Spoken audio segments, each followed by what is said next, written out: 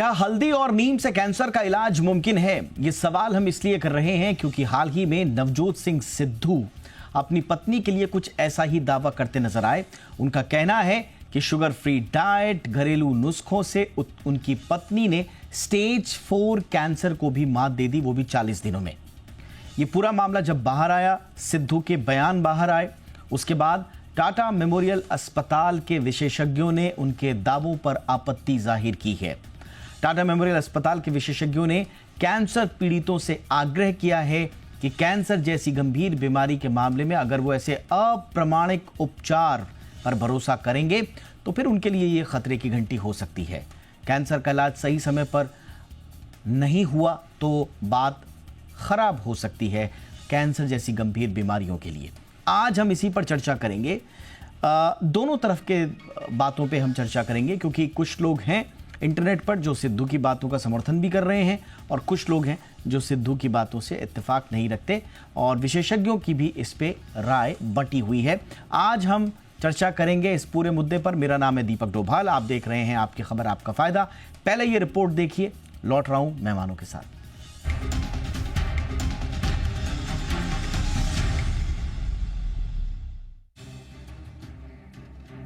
ये अनाउंस करते हुए I really feel proud कि नोनी has been declared clinically cancer free today। आज उसका पूर्व क्रिकेटर नवजोत सिंह सिद्धू ने हाल ही में एक प्रेस कॉन्फ्रेंस में दावा किया था कि उनकी पत्नी नवजोत कौर ने स्टेज 4 ब्रेस्ट कैंसर को डाइट और लाइफस्टाइल में बदलाव से हरा दिया है। सिद्धू ने दावा किया कि इस मामले में डॉक्टरों ने हार मान ली थी, लेकिन उनकी पत्नी की हिम्मत और दृढ़ संकल्प ने इस खतरनाक बीमारी को खत्म कर दिया। सिद्धू ने कहा कि इसके लिए उनकी पत्नी ने लाइफस्टाइल और खानपान में काफी बदलाव किए और महज 40 दिनों में कैंसर को हरा दिया। सिद्धू के मुताबिक नवजोत कौर सिद्धू को स्टेज 4 का इन्वेसिव कैंसर था। उन्हें दुर्लभ मेटास्टेसिस के लिए ब्रेस्ट सर्जरी भी करानी पड़ी, लेकिन उनकी पत्नी ने जीवन शैली में बदलाव और घरेलू उपायों से स्टेज 4 कैंसर को भी मात दे दी और अब वो पूरी तरह से स्वस्थ है। हालांकि उनके इन दावों को टाटा मेमोरियल अस्पताल के विशेषज्ञों ने खारिज किया है। अस्पताल के डायरेक्टर डॉक्टर CS प्रमेश ने सोशल मीडिया प्लेटफॉर्म X पर बयान जारी किया है। उन्होंने कहा कि ऐसे दावों का समर्थन करने के लिए कोई ठोस वैज्ञानिक प्रमाण नहीं है। उन्होंने ये भी स्पष्ट किया है कि नवजोत कौर की रिकवरी सर्जरी और कीमोथेरेपी से हुई है, जो कि कैंसर के इलाज के प्रमाणित और वैज्ञानिक तरीके हैं। अब ये भी जान लेते हैं कि नवजोत सिंह सिद्धू ने कौन से घरेलू नुस्खे और उपायों से उनकी पत्नी के कैंसर के ठीक होने का दावा किया था। तो अपनी प्रेस कॉन्फ्रेंस में उनका दावा था कि उनकी पत्नी ने नींबू पानी, कच्ची हल्दी, एप्पल साइडर विनेगर, नीम के पत्ते, तुलसी और कद्दू, अनार, गाजर, आंवला, चुकंदर, अखरोट जैसे फलों और नट्स का सेवन किया। उन्होंने पानी के pH लेवल 7 पर भी जोर दिया और इसे कैंसर कोशिकाओं को भूखा रखने का तरीका बताया। उन्होंने दावा किया कि उन्होंने डाइट में एंटी इन्फ्लेमेटरी और एंटी कैंसर कई चीजों को शामिल किया। हालांकि जानकारों का कहना है कि उनके इन दावों का उन्होंने कोई वैज्ञानिक आधार या प्रमाण नहीं दिया है। टाटा मेमोरियल अस्पताल से जुड़े 262 डॉक्टरों की ओर से साइन किए बयान में डॉक्टर प्रमेश ने ऐसे दावों की आलोचना की है। बयान में कहा गया है कि ये जरूरी है कि कैंसर मरीज डॉक्टरों, खास तौर से कैंसर विशेषज्ञों से सलाह लें। कैंसर का इलाज शुरुआती चरण में संभव है। सर्जरी, रेडिएशन थेरेपी और कीमोथेरेपी जैसे इलाज ही प्रमाणित और कारगर हैं। डॉक्टर प्रमेश ने सोशल मीडिया पर लिखा कि कृपया ऐसे बयानों पर विश्वास न करें। ये कैंसर मरीजों और उनके परिवारों को गुमराह कर सकते हैं। डॉक्टरों ने इस बात पर जोर दिया कि इस तरह के अवैज्ञानिक दावे गंभीर नुकसान पहुंचा सकते हैं। कैंसर जैसी गंभीर बीमारी के इलाज में देरी होने से जान जोखिम का खतरा ज्यादा बढ़ जाता है। फिलहाल चारों तरफ इस मुद्दे पर बहस छिड़ गई है। एक तरफ नवजोत सिंह सिद्धू के घरेलू इलाज से कैंसर ठीक होने के दावे को कुछ लोग समर्थन दे रहे हैं, तो बाकी डॉक्टर्स और आम लोग भी मेडिकल साइंस पर ही विश्वास रखने की सलाह दे रहे हैं। वैसे इस पूरे विवाद के बीच एक गौर करने वाली जानकारी ये है कि नवजोत सिंह सिद्धू की पत्नी नवजोत कौर सिद्धू भी खुद एक डॉक्टर है और वो पंजाब स्वास्थ्य विभाग में काम कर चुकी हैं। ब्यूरो रिपोर्ट, जी मीडिया। तो नवजोत सिंह सिद्धू के दावे विवादित हो चुके हैं और डॉक्टर्स का कहना है कि कोई ठोस प्रमाण नहीं है उनके दावों के को आधार देने वाले, इसलिए कैंसर रोगियों को चाहिए कि हर हाल में वो पहले अपने डॉक्टर से सलाह लें, उसके बाद ही इस पर आगे बढ़ें। चर्चा करते हैं। खास मेहमान इस वक्त हमारे साथ जुड़ चुके हैं डॉक्टर CS प्रमेश हमारे साथ जुड़ चुके हैं, डायरेक्टर हैं टाटा मेमोरियल हॉस्पिटल के, जिनका बयान आपने देखा होगा कि सोशल मीडिया एक्स के जरिए काफ़ी वायरल हुआ है और अब उनके बयान के हवाले से इस पूरी चर्चा को लोग अलग अलग मंचों पर कर रहे हैं। Doctor Pramesh, thank you sir वक्त निकालने के लिए हमारे लिए, बहुत बहुत स्वागत है आपका। हमारे साथ हैं डॉक्टर रमाकांत देशपांडे, डायरेक्टर हैं एशियन कैंसर इंस्टीट्यूट के। आप भी इस पूरे विषय के जाने माने स्तंभ हैं देश के। बहुत बहुत स्वागत है डॉक्टर देशपांडे आपका हमारे शो पे। और हमारे साथ हैं डॉक्टर नितिका कोहली, जानी मानी आयुर्वेद एक्सपर्ट भी हैं। बहुत बहुत स्वागत है डॉक्टर नितिका आपका भी हमारे शो पे। डॉक्टर प्रमेश, आपसे चर्चा की शुरुआत करना चाहेंगे सर। हालांकि आपका बयान अब सार्वजनिक है, काफ़ी लोगों ने उसको देखा भी है। 262 डॉक्टर्स जो संबद्ध रहे हैं टाटा मेमोरियल हॉस्पिटल से, उनके द्वारा साइन भी है। लेकिन हमारे दर्शकों की जानकारी के लिए कौन कौन सी ऐसी बातें हैं सर जिन पर आप लोगों को आपत्ति है, जो सिद्धू साहब ने अपनी प्रेस कॉन्फ्रेंस में की है? तो मेडिसिन में कभी भी कोई नया ट्रीटमेंट का रेकमेंड करते हैं, वो एक काफी रिगरस प्रोसेस अंडरगो करके उसके बाद ही वो हम रेकमेंड कर सकते हैं। क्योंकि बहुत सारा चीजें जो छोटे स्टडीज में काफी फायदा हुआ जैसा लग रहा था, तो जब भी प्रॉपर साइंस और रिसर्च के साथ किया तो उसमें पता चला है कि एक तो उसका फायदा नहीं है, कभी उसका नुकसान भी हो सकता है। तो कभी भी मॉडर्न मेडिसिन में, एविडेंस बेस्ड मेडिसिन में कभी भी कुछ नया ट्रीटमेंट हम रेकमेंड करने से पहले ये प्रूफ आना जरूरी है कि वो उसका इफेक्ट है और उसका साइड इफेक्ट ज्यादा नहीं है करके। ये प्रोसेस के हिसाब से जो भी मिस्टर सिद्धू ने सजेस्ट किया था, जो हल्दी का था, नीम का था, बिना शुगर का डाइट था, उसमें कभी भी कोई भी स्टडी में अभी तक कुछ प्रूफ आया नहीं है कि उसमें कैंसर का इलाज हो सकता है करके। उसमें बहुत सारा दूसरा कुछ फायदा हो सकता है, लेकिन कैंसर ट्रीटमेंट के लिए वो कभी प्रूव नहीं हुआ है कि वो काम करेगा। इसीलिए ये ऐसा ट्रीटमेंट लेने से पहले सबसे पहला जरूरी है कि उनका एविडेंस बेस का जो ट्रीटमेंट है उसका ट्रीटमेंट लेना चाहिए। क्योंकि काफी बार पेशेंट्स ये गलती करते हैं कि ऐसा अनप्रूवन रेमेडीज के पीछे पड़ता है और 3-6 महीने के बाद आते हैं और वो स्टेज 2, स्टेज 3 से बहुत एडवांस स्टेज में होता है, जहां क्यूर का सवाल ही नहीं उठता है। ऑलराइट सर, बट एक इसमें काउंटर आर्ग्यूमेंट ये आता है सर कि ये एक वाइड स्प्रेड इंटरेस्ट हो चुका है ऑल्टरनेटिव कैंसर थेरेपीज में। Fasting, natural food, availability of conventional treatment तो है, लेकिन इसके बावजूद इतना ज़्यादा इंटरेस्ट और पूरी दुनिया में हमने देखा है कि इस ये जो अल्टरनेटिव कैंसर थेरेपीज हैं, इससे जुड़े हुए प्रोडक्ट्स की भी भरमार है। मतलब यूएस से लेकर भारत तक में काफ़ी भरमार है इनकी, और दावे ये किए जाते हैं कि साहब ये बड़ी हेल्प भी करते हैं। तो आप लोगों की आपत्ति क्या इस बात पर है कि ये पूरी तरह से फेक है, या आप ये कह रहे हैं कि हेल्प जरूर करते हैं लेकिन पूरी तरह से मुकम्मल निदान नहीं देते?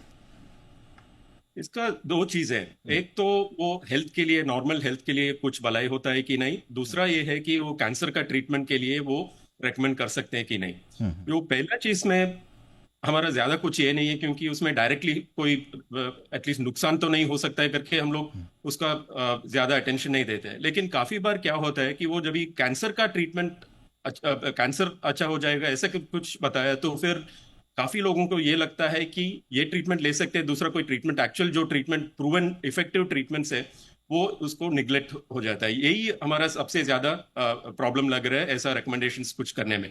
और बाकी का भी जब भी वो हेल्थ के लिए शुरू होता है, उसका काफी उसमें एडवर्टाइजमेंट्स में चला जाता है, एक्चुअल साइंस उसके पीछे काफी कम रहता है। जैसे मैंने पहले बताया था, कभी भी मेडिसिन में कोई प्रोग्रेस होना चाहिए तो उसका अच्छा रिगरस स्टडीज करके उसमें प्रूव होना चाहिए कि उसमें फायदा होता है। उसके बिना हम ऐसा लूजली उसको रेकमेंड नहीं कर सकते। ऑलराइट सर, डॉक्टर देशपांडे मैं आपके पास आना चाहूंगा सर।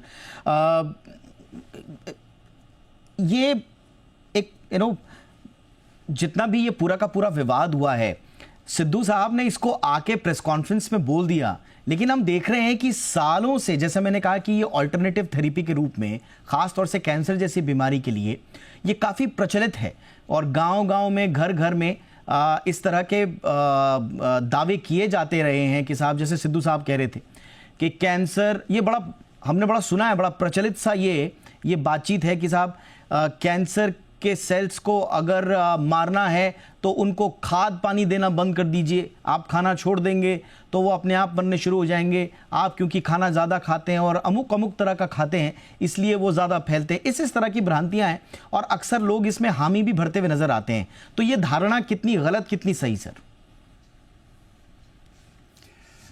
देखिए, पहले मैं टाइम्स ऑफ इंडिया और जी बिजनेस न्यूज़ को काफ़ी बधाई दूंगा, क्योंकि उन्होंने एक बहुत ही मेजर इशू को, सोसाइटी के एक बहुत बड़े इशू को उन्होंने डायरेक्टली एड्रेस किया और वो एकदम ऊपर तक जाके आए, जहाँ वे उन्होंने डायरेक्टली टाटा मेमोरियल सेंटर के डायरेक्टर को first time in the country, first time in the history उन्होंने एक डायरेक्ट आंसर के लिए उनको रिक्वेस्ट कर दी। क्योंकि अल्टीमेटली देखिए, कैंसर रिसर्च में, कैंसर ट्रीटमेंट में आज टाटा मेमोरियल से बड़ी कोई भी इंस्टीट्यूट नहीं है। फुल्ली कमिटेड इंस्टीट्यूट है। 99% is actually run totally free. तो उनको फाइनेंशियल कोई इंटरेस्ट नहीं है इस ऐसी आंसर में। No doubt. जब उनके हजारों लोग और जनरेशंस इसमें काम में लगे हुए हैं कि लोगों को कैंसर से कैसे मुक्त करें, एडवांस कैंसर को भी कितना आराम कर सके, तो जब कोई उनके काम में ऐसे बाधा डालता है तो जाहिर है कि उनको अच्छा नहीं लगता, और इसलिए ये स्टेटमेंट आ चुकी है। अभी नीम और दूध बंद करने से अगर कैंसर हो, ये अवॉइड कर सकते थे। स्टेज 4 कैंसर, कोई भी कैंसर, ब्रेस्ट कैंसर कहिए, लिम्फोमा कहिए, कोई भी अगर क्योर होता तो ये सारे पेपर्स आज तक छपे हुए होते। क्योंकि आज जो कैंसर का मेडिसिन जो चलता है, ट्रीटमेंट मेथडोलॉजी जो चलती है, ये एविडेंस बेस्ड मेडिसिन पे ही चलती है। यानी जिसका प्रूफ होता है वही प्रचलित होगी, जिसका प्रूफ कोई नहीं है वो हवा में रहेगा। अब कोई ऐसी स्टेटमेंट क्यों दे? अभी ये तो सिद्धू साहब खुद ही बोल सकते हैं। बहुत अच्छे क्रिकेटर रह चुके हैं, बहुत अच्छे एक्टर भी रह चुके हैं, बहुत अच्छे अभी पॉलिटिशियन तो मैं हूँ नहीं, मैं कमेंट करने लायक हूँ नहीं। लेकिन कोई भी स्टेटमेंट सिर्फ ठोको ताली बोलने के लिए अगर करें तो वो सही नहीं है। ये डॉक्टर देश पांडे, यहाँ पर एक इंपॉर्टेंट ऑब्जर्वेशन ये है सर कि उनकी वाइफ नवजोत कौर मैम, वो खुद एक डॉक्टर हैं, MBBS हैं, MD हैं, गायनी रही हैं। तो एक सवाल ये भी आ रहा है कि अगर उनको लेकर ऐसे दावे किए जा रहे हैं तो फिर उनकी हामी इसमें कैसे है? शायद उनके अपने कुछ पर्सनल ऑब्जर्वेशंस हो सर। जरूर उनके ऑब्जर्वेशन रहेंगे। सिर्फ सिद्धू साहब को सिर्फ एक बात बतानी चाहिए थी कि अगर उन्होंने एलोपैथिक ट्रीटमेंट एलोपैथिक डॉक्टर से पहले ली है या नहीं ली है। अगर ली है तो जाहिर है कि उसका भी कंट्रीब्यूशन है ठीक करने के लिए उनका, और हो सकता है कि उसी से कैंसर उनका ठीक है, कंट्रोल में होगा। तो ये बात उन्होंने बताई नहीं है।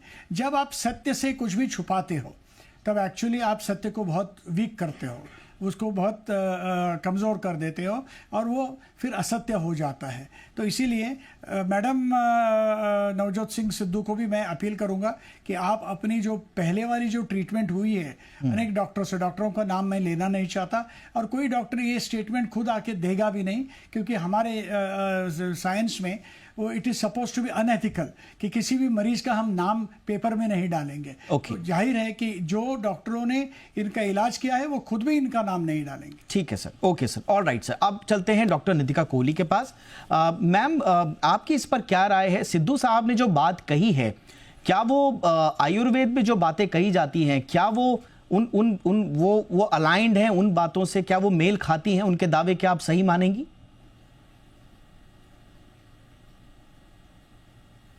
देखिए सर, सबसे पहले तो कॉन्ग्रेचुलेट करते हैं सिद्धू जी को कि he is one of the many patients या one of the few patients जिनको कैंसर से ही कैन से कि my wife is cancer free.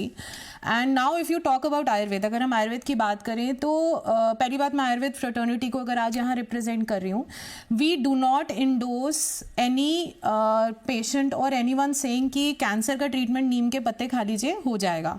First of all because Ayurveda is not just neem and haldi, ऐसा नहीं है। उन्होंने अपना एक्सपीरियंस, अपना टेस्टिमोनियल आके शेयर करा है। बट अगर आज हम एविडेंस बेस्ड साइंस की बात करें, जितने भी ये बायो एक्टिव कंपाउंड्स की बात हो रही है या अक्रॉस द ग्लोब जितनी रिसर्च चल रही है कैंसर के लिए, because the research is ongoing, whether we are talking about the modern evidence based science और आयुर्वेद, दोनों में इक्वली रिसर्च चल रही है। एंड बायो एक्टिव कंपाउंड्स की बात करें तो various analytical techniques have come up with Ayurvedic, like जो बायो एक्टिव कंपाउंड्स हम लोग कर रहे हैं extract from the medicinal plants, उस पर बहुत तेजी से काम चल रहा है। कैंसर के लिए कोई भी पेपर ऐसा नहीं है कि ये परमानेंट क्योर है। they are also working for the patient's care, and Ayurveda is working for the patient's care as well. So palliative care के लिए हम लोग quality of life के लिए ज़्यादा बात करते हैं.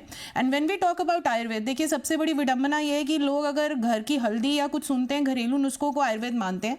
आयुर्वेद वहाँ तक सीमित नहीं है. We are licensed practitioners, we have authorities over us. All India Institute of Ayurveda है दिल्ली में. There is a cancer OPD going on there every single day, which is under the care of Ministry of Ayush, Government of India. So we are also under licensing authorities. Ayurvedic वैद्यों के साथ अगर आप बात करते हैं, so it's altogether a different game. It is not just नीम के पत्ते and हल्दी. We do not endorse, as a Ayurveda fraternity, I do not endorse complete treatment. कौन हम एक genuine वैद्य तो ये नहीं कह सकता है कि आप नीम के पत्ते खा लीजिए आप कैंसर फ्री हो जाएंगे.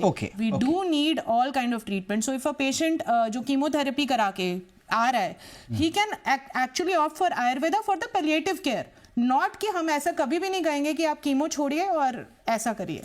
ऑलराइट मैम, यानी कि आप कह रहे हैं कि सिद्धू साहब के अपने दावे अलग हैं, लेकिन सिर्फ घरेलू नुस्खों से या नीम से, हल्दी से कैंसर क्योर हो जाएगा, ये अपने आप में एक अपर्याप्त स्टेटमेंट है. हो सकता है कि कैंसर ट्रीटमेंट के दौरान ये अगर साइंटिफिकली एविडेंट तरीके से जो ट्रीटमेंट हैं या सरकार की तरफ से जो गाइडलाइन के तहत हैं, अगर उनको लिया जाए तो ये हेल्प ज़रूर करेंगे. लेकिन कंक्लूजन के तौर पर यह नहीं कहा जाता कि कोई पत्ता खाने से या कोई खास हर्ब खाने से कैंसर से मुक्ति मिल जाएगी. एक छोटे से ब्रेक के लिए मैं रुक रहा हूँ. ब्रेक के उस पार बहुत सारे सवाल अभी बाकी हैं, क्योंकि कहा यह जाता है कि हमारे आसपास मिलने वाले या आयुर्वेद में भी मिलने वाले अश्वगंधा है, हल्दी है, नीम है, जिनका सिद्धू साहब ने जिक्र भी किया, नाम भी लिया. इनके अलावा तुलसी के बारे में कहा जाता है, गुडुची के बारे में कहा जाता है, आंवला के बारे में कहा जाता है, बहुत गूगल के बारे में कहा जाता है. कहा यह जाता है कि इनमें ऐसे गुणकारी तत्व हैं साहब जिनसे बिल्कुल कैंसर हमारा छूमंतर हो जाएगा, और ऐसे दावे करने वाले लोगों की भरमार भी है. तो क्या वाकई में साइंटिफिकली इन सारे चीज़ों के अंदर एंटी कैंसरस गुण होते हैं या नहीं होते हैं? इनको खाने से कुछ फ़ायदा होता भी है या नहीं होता है? इस पर भी चर्चा करेंगे एक छोटे से ब्रेक के बाद.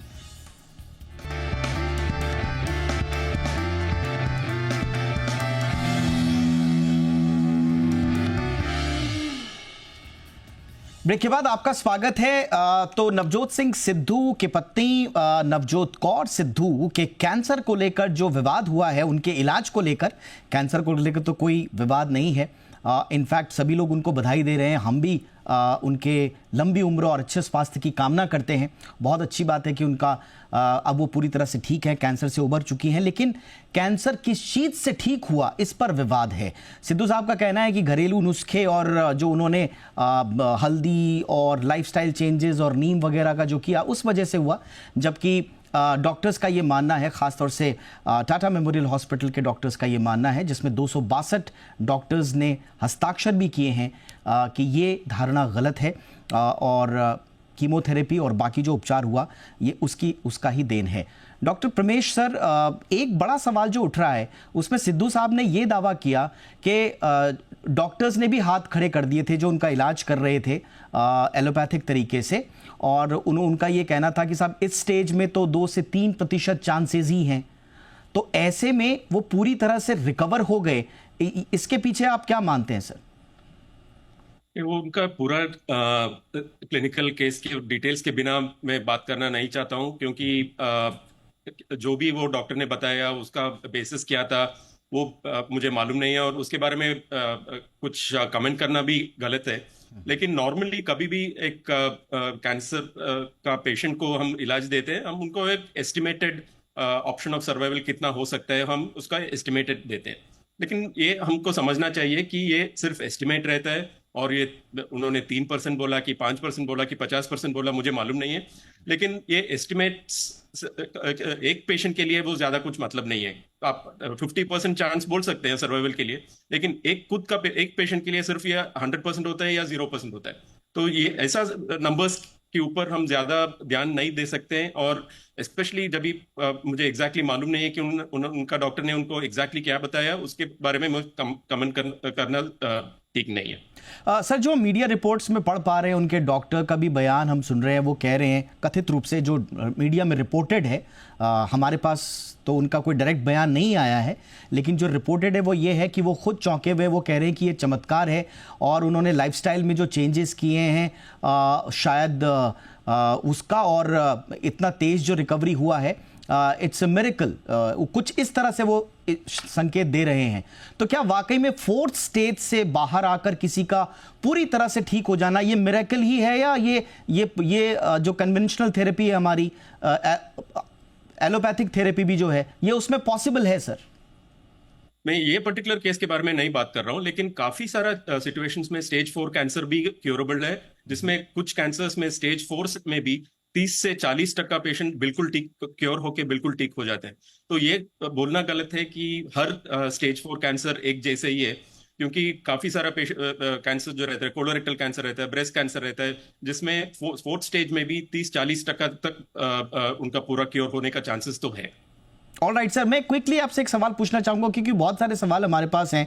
ये भी कहा जा रहा है सर कि बहुत सारे जो हर्ब्स कही जाती हैं, उनमें जो एक्टिव मॉलिक्यूल्स हैं, अश्वगंधा में कहा जाता है कि विथेनोलाइड्स हैं, टर्मरिक में कहा जाता है, आजकल बड़ा चर्चा है उसकी पूरी दुनिया में, करक्यूमिन है, नीम के अंदर माना जाता है कि साहब निम्बिन है या निम्बोलाइड है, इसी तरह से तुलसी में इग्नॉल है।